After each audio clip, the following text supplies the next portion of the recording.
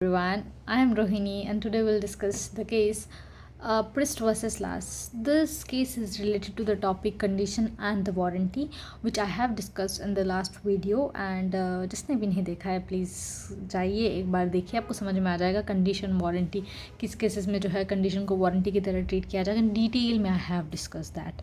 Okay, so इस particular case के discussion में हम लोग वो फिर से रिपीट नहीं करेंगे क्योंकि इट विल बिकम अननेसेसरली लेंदी, जो कि मैं बनाना नहीं चाहती हूँ। ठीक है, ये जो केस है priest versus last, this is based on the section 16 clause A and this all section that is related to the condition I have discussed already. Okay, so the Prist versus Last, इस case में क्या होता है, the plaintiff जो होता है यहाँ पे ये खरीदता है एक hot water bottle from the defendant chemist.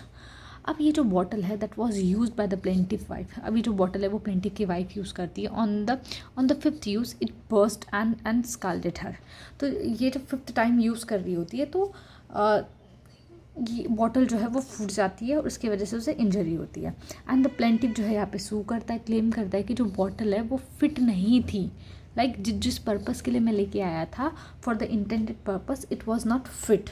Okay, अब इशू क्या था इसमें, दो इशू हमारे सामने आए। First, was there any implied condition of a fitness for the purpose when the buyer purchase the hot water bottle. तो कह रहे कि यहाँ पे क्या कोई इम्प्लाइड कंडीशन ऑफ फिटनेस थी कि ये जिस पर्पस के लिए मैं वाटर बॉटल खरीदी वो पर्पस फुलफिल होना चाहिए करके। Second, did the buyer rely on the seller skill and the judgement in purchasing the item. तो यहाँ पे जो बायर है क्या वो जो सेलर बेचने वाले की स्किल और जजमेंट पे उसने अपनी जो डिसीजन था कि वाटर बॉटल लेना है या नहीं लेना है, तो व्हाट वाज दैट। तो देखते हैं, कोर्ट ने यहाँ पे बोला कि जो बायर का जो पर्पस था ना वो क्लियर था।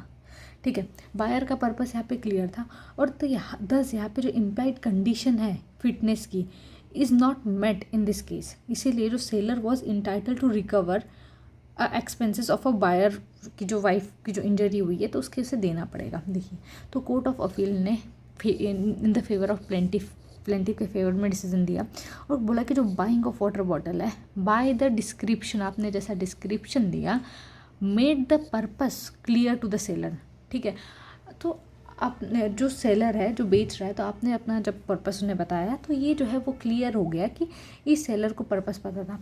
और जो बायर जो है वो इसने रिलाई किया सेलर की स्किल्स और जजमेंट पे in supplying the water bottle which should be fit for holding hot water.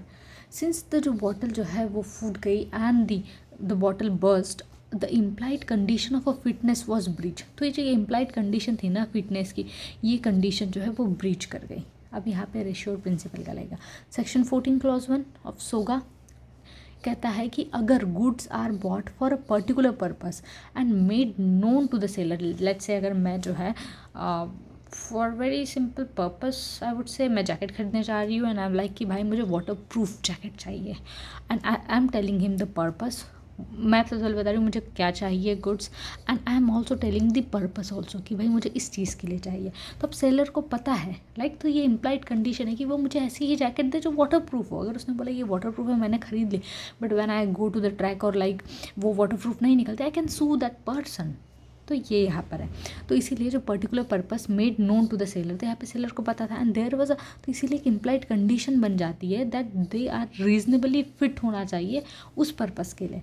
तो ये principle is now embodied in the section 16 clause 1 of SOGA and the reliance on the, और यहाँ पे जो है उसने रिलाई किया सेलर की स्किल और जजमेंट के ऊपर, इसलिए जो है उसे कंपनसेशन यहाँ पे देना पड़ेगा for the recovery of this wife की इंजरी। अब एग्जाम के लिए आपको क्या याद रखना, 4 लाइन में किस कैसे याद रखोगे। फैक्ट क्या था, हॉट वाटर बॉटल खरीदी थी वो फूट गई, वाइफ को इंजरी हो गई। इशू क्या था, फिटनेस फॉर द पर्पस का, ये इम्प्लाइड है।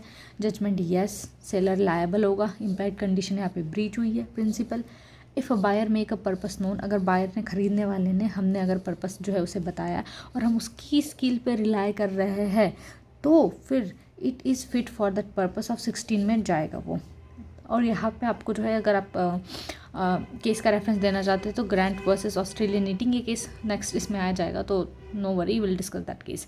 आई hope this case is clear to you. If you have any doubt, any suggestion, the most welcome, you can write it in the comment section. I will see the comments and I'll reply, and guys please do like and subscribe the channel, it gives me the encouragement क्योंकि मेरे खुद के भी paper चल रहे हैं and still I'm making the videos, so thank you.